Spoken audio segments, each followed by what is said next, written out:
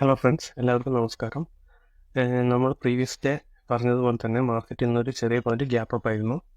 ആ ഗ്യാപ്പ് അപ്പിന് ശേഷം നമ്മൾ മുമ്പ് വരച്ചൊരു റെസിസ്റ്റൻസിൻ്റെ അടുത്തേക്ക് മാർക്കറ്റ് അപ്രോച്ച് ചെയ്യുന്നതാണ്.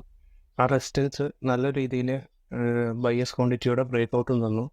അപ്പോൾ നമുക്ക് ഇവിടെ നിന്നൊരു ട്രേഡിംഗ് ഓപ്പർച്യൂണിറ്റി ഉണ്ടായിരുന്നു.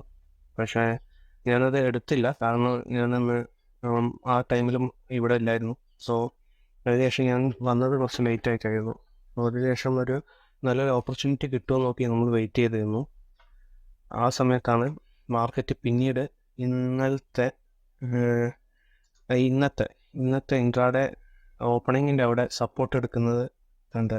അപ്പോൾ ഈ ഒരു സപ്പോർട്ട് എടുത്ത സമയത്ത് നമുക്കിവിടെ കാണാൻ പറ്റും, സപ്പോർട്ട് എടുത്ത് മാർക്കറ്റ് ചെറിയ രീതിയിൽ ഒരു 2 ക്യാൻഡിലൊരു ബൈ സൈഡിൽ ചെറിയൊരു ബുള്ളിഷ്നെസ് കാണിച്ച് പിന്നെയും മാർക്കറ്റ് ഒന്ന് താഴെ വരുന്ന സമയത്ത് നമ്മൾ ഈ ചാർട്ട് കാണുന്നത് പോലെ വാട്ടർഫോളിൽ നമുക്ക് നോക്കുമ്പോൾ മനസ്സിലാവും ഒരു നല്ല രീതിയിലുള്ളൊരു സെല്ലേഴ്സ് ഇംബാലൻസ് അല്ലെങ്കിൽ സെല്ലിംഗ് ക്വാണ്ടിറ്റി അവിടെ കാണുന്നത്. ഈ സെല്ലിംഗ് ക്വാണ്ടിറ്റി കണ്ടപ്പോൾ നമ്മളൊരു ഡൗൺ സൈഡിലേക്ക് ഒരു ട്രേഡ് എടുത്തിട്ടുണ്ടായിരുന്നു. ആ ട്രേഡ് എടുത്ത് നമ്മൾ പ്രതീക്ഷ പോലെ ചെറിയൊരു ടാർഗറ്റ് ആയിരുന്നു നമ്മൾ പ്രതീക്ഷിച്ചത്. കാരണം ഓൾറെഡി അവിടെ സപ്പോർട്ട് നല്ല രീതിയിൽ ഒരു ഗ്യാപ്പ് അപ്പ് വന്ന് സപ്പോർട്ട് എടുത്ത് പോയ സ്ഥലമായതുകൊണ്ട് വലിയൊരു ഫോളോ ഞാൻ പ്രതീക്ഷിച്ചില്ല. പക്ഷെ എന്നാൽ കൂടി എന്നെ ടാർഗറ്റ് അടിച്ചിട്ടില്ല. നമുക്കവിടെ കാണാം, പിന്നീട് വരുന്ന ഓരോ ക്യാൻഡിലും ലിമിറ്റ് ബൈയിങ് ക്വാണ്ടിറ്റീസ് ഒരുപാട് ഇവിടെ ഈ ഓരോ ക്യാൻഡിലും നമുക്കിവിടെ കാണാൻ പറ്റും. ഓരോ ഒരുപാട് വലിയ വലിയ ലിമിറ്റ് ബൈയിങ് ക്വാണ്ടിറ്റീസ്. ഒരു മാർക്കറ്റ് ഒരു 10-20 മിനിറ്റ് ആ ഒരു ഏരിയ സ്പെൻഡ് ചെയ്യുന്ന സമയത്ത് ഞാൻ എൻ്റെ ട്രേഡ് അവിടെ നിന്ന് എക്സിറ്റ് ചെയ്തു. അതിനുള്ള കാരണം അത്രയും വലിയ ലിമിറ്റ് ബൈയിങ് ക്വാണ്ടിറ്റി വരുന്നതായിരുന്നു. സോ ഞാൻ അവിടെ നിന്ന് ഒരു എക്സിറ്റ് ചെയ്തു, പുതിയൊരു ഓപ്പർച്യൂണിറ്റിക്ക് വേണ്ടി കാത്തിരിക്കുന്നു.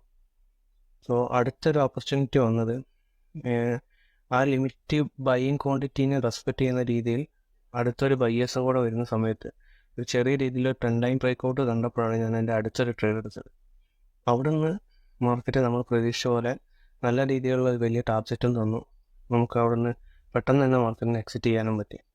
ഇതിനിടയിൽ നമുക്ക് ഈ വീഡിയോ നോക്കുമ്പോൾ മനസ്സിലാവും, ഇതിൻ്റെ ഇടയിൽ ഒരുപാട് ചെറിയ നെഗറ്റീവ് ക്യാൻഡിൽസ് വരുന്നത്. ആ നെഗറ്റീവ് ക്യാൻഡിൽസിൽ ഒന്നിൽ പോലും ഒരു വലിയ സെല്ലിംഗ് ക്വാണ്ടിറ്റി ഇല്ലായിരുന്നു. അതുകൊണ്ട് തന്നെയാണ് നമ്മൾ ഏകദേശം നമ്മൾ പ്രതീക്ഷിച്ച ടാർഗറ്റ് എത്തുന്നത് വരെ വെയിറ്റ് ചെയ്തത്.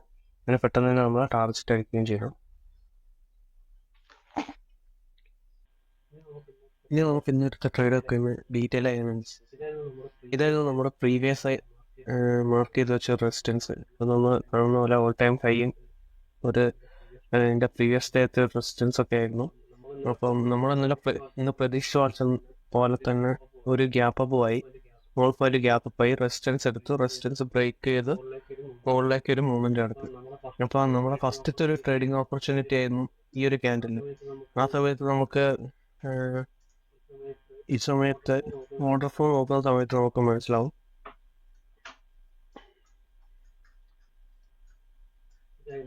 ഇതായിരുന്നു ആ ക്യാൻഡിൽ.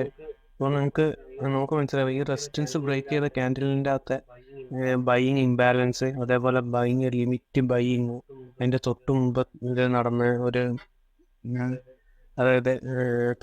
നടന്ന ഒരു ക്വാണ്ടിറ്റീസ് ഒക്കെ ട്രേഡ് ചെയ്ത ക്വാണ്ടിറ്റീസ് കാര്യങ്ങളൊക്കെ നോക്കുമ്പോൾ ഇതൊരു ജെന്യൂനായ ബ്രേക്ക് ഔട്ട് തന്നെയായിരുന്നു. അപ്പം നമുക്ക് ഇവിടെ നിന്ന് ട്രേഡ് എടുത്തു കഴിഞ്ഞാൽ ഇതിൻ്റെ താഴെ സ്റ്റോപ്പ് ലോസ് വെക്കായിരുന്നു. പക്ഷേ ആ ട്രേഡൊന്നും എനിക്ക് എടുക്കാൻ പറ്റിയില്ല, കാരണം ഞാൻ ഇവിടെ ഇല്ലായിരുന്നു. ഇതായിരുന്നു ഫസ്റ്റത്തെ ട്രേഡ്. ഓൾമോസ്റ്റ് ഇവിടെ നിന്ന് ഒരു ട്രേഡ് എടുത്ത് കഴിഞ്ഞാൽ നമുക്ക് ഇവിടെ തന്നെ സ്റ്റോപ്പ് ലോസ് വെക്കായിരുന്നു. സുഖമായി 1:2 1:3 നിൽക്കുകയായിരുന്നു. പിന്നെ നമ്മൾ വെയിറ്റ് ചെയ്ത അടുത്തൊരു ട്രേഡ് ആയിരുന്നു, അടുത്തൊരു ട്രേഡിന് വേണ്ടി വെയിറ്റ് ചെയ്യുന്നു. അതിന് സെക്കൻഡ് ട്രേഡ് നമ്മൾ എടുത്തത് ഈ ഒരു ക്യാൻഡിലായിരുന്നു. സെക്കൻഡ് ട്രേഡ് എടുത്തത്. ഈ ഒരു ക്യാൻഡിലെ മേലത്തെ സ്റ്റോപ്പ് ലോസ് വെച്ച് ഇവിടെയായിരുന്നു ഞാൻ ചെറിയൊരു ടാർഗറ്റ് എക്സ്പെക്ട് ചെയ്തിട്ടുണ്ടായിരുന്നു. കാരണം നമുക്കറിയാം മാർക്കറ്റ് നല്ലൊരു ഗ്യാപ്പ് അപ്പ് വന്ന് പോയൊരു ഏരിയ ആണ്. സോ വലിയൊരു ഫോൾ ഒന്നും പ്രതീക്ഷിച്ചിരുന്നില്ല, കാരണം അതിന് മാത്രം ഒരു ക്വാണ്ടിറ്റി ഒന്നും ഞങ്ങൾ കണ്ടതുമില്ല. സോ ഈ ഒരു ക്യാൻഡിലാണ് നമ്മൾ അടുത്തൊരു എൻട്രി എടുത്തത്, ഈ ഒരു ബെറിഷ് ക്യാൻഡിലിന്. ഈ സമയം നമുക്ക് ആ ഒരു ക്യാൻഡിലെ ഓർഡർ ഫ്ലോ നോക്കുന്ന സമയത്ത് മനസ്സിലാവും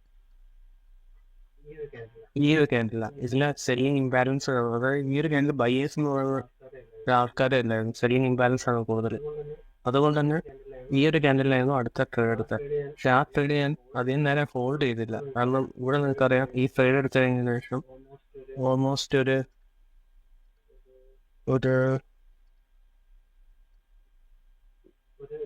45 മിനിറ്റിന്റെ മേലെ അവിടെ മാർക്കറ്റ് കിടന്ന് സ്പെൻഡ് ചെയ്യുന്നു, ഒരു ഡൗൺഫോൾ ഇല്ലാതെ. ആ സമയത്ത് ഇവിടെ ഓരോ ക്വാളിറ്റികളും ശ്രദ്ധിച്ചാൽ മനസ്സിലാവും. 643, 817, 879 ഇതൊക്കെ ലിമിറ്റ് ബൈ വരുന്ന ലിമിറ്റ് ബൈ ആണ്. അതാണ് ഈ മാർക്കറ്റ് ഓരോ വട്ടം അടിക്കുമ്പോഴും മാർക്കറ്റ് പിന്നെയും മുകളിലോട്ട് പോകുന്നത്, ഇത്രയും വലിയ നോട്ട് വരുന്നു. ആ ഒരു കാരണം കൊണ്ടാണ് ഞാൻ ഇവിടുന്ന് ഈ ഒരു ക്വാണ്ടിറ്റി എക്സിറ്റ് ചെയ്യാൻ കാരണം, ഈ ഒരു ട്രേഡ്. അത് കഴിഞ്ഞിട്ട് ഞാൻ നെക്സ്റ്റ് ഒരു ഓപ്പർച്യൂണിറ്റി കൂടെ കിട്ടുമെന്ന് ഈ വെയിറ്റ് ചെയ്യുമ്പോഴാണ് നമുക്ക് ഈ ഒരു ട്രെൻഡ് ലൈൻ ബ്രേക്ക് ഔട്ട് വന്നത്. ഈ ട്രെൻഡ് ലൈൻ ബ്രേക്ക് ഔട്ട് എന്ന് വെച്ചാൽ നമ്മൾ ഓൾറെഡി ഇവിടെ ഒരു ലിമിറ്റ് ബൈ ക്വാണ്ടിറ്റീസ് നമ്മൾ നേരത്തെ കണ്ടിട്ടുണ്ടായിരുന്നു. ഓർഡർ ഫോർ ഈ ഒരു ലിമിറ്റ് ബൈ ക്വാണ്ടിറ്റീസ്. അപ്പം ഇതിനെ റെസ്പെക്ട് ചെയ്യുന്ന രീതിയിൽ ഒരു ബ്രേക്ക് ഔട്ട് വന്നു. ആ രീതിയിലൊരു റെസ്പെക്ട് ചെയ്യുന്ന രീതിയിലൊരു ക്യാൻഡിൽ വന്നു, ബൈ ക്യാൻഡിൽ. ഈ ഒരു സമയത്ത് ഞാൻ ഇവിടെ നിന്നാണ് ഒരു ട്രേഡ് എടുത്തത്. ഈ ഒരു ക്യാൻഡിലിന് ഈ ഒരു ക്യാൻഡിലാണ് ഞാൻ എൻ്റെ ട്രേഡ് എടുത്തത്. ഈ ഒരു ക്യാൻഡിൽ, ഈ ഒരു ചെറിയ ക്യാൻഡിലായിരുന്നു എൻ്റെ ട്രേഡ് പ്ലേസ് ചെയ്ത്. എൻ്റെ ചോട്ടിൽ തന്നെയായിരുന്നു സ്റ്റോപ്പ് ലോസും വെച്ചിരുന്നത്. അത് പെട്ടെന്ന് തന്നെ നമ്മൾ വിചാരിച്ചതുപോലെ തന്നെ ടാർഗറ്റ് എടുക്കുകയൊക്കെ ചെയ്തു. അപ്പോൾ അതിനുള്ള പിന്നെ ഇവിടെയൊക്കെ നമ്മൾ കാണാം ഓരോ നെഗറ്റീവ് ക്യാൻഡിൽസ് ഒക്കെ വരുന്നത്. ഓരോ നേരത്തെ പറഞ്ഞത് ഈ നെഗറ്റീവ് ക്യാൻഡിൽസ് വരുന്ന സമയത്ത് നമുക്ക് ഓർഡർ ഫോൾ നോക്കുമ്പോൾ മനസ്സിലാവും. ഇവിടെ കണ്ടില്ലേ, നെഗറ്റീവ് ക്യാൻഡിൽസ് ഒക്കെ വരുന്ന സമയത്ത് ഓർഡർ ഫോൾ സെല്ലിങ് ക്വാണ്ടിറ്റീസ് അല്ലെങ്കിൽ സെല്ലേഴ്സ് വരുന്നില്ല. നമുക്ക് ഓർഡർ ഫോൾ നോക്കുമ്പോൾ മനസ്സിലാവും. ഈ ഒരു ഓരോ ക്യാൻഡിലും ബൈയിങ് ക്വാണ്ടിറ്റീസ് ഉണ്ടല്ലേ, ബയ്യേഴ്സ് വരുന്നത് എത്ര മാത്രമാണ്, സെല്ലേഴ്സ് വരുന്നത് എത്ര.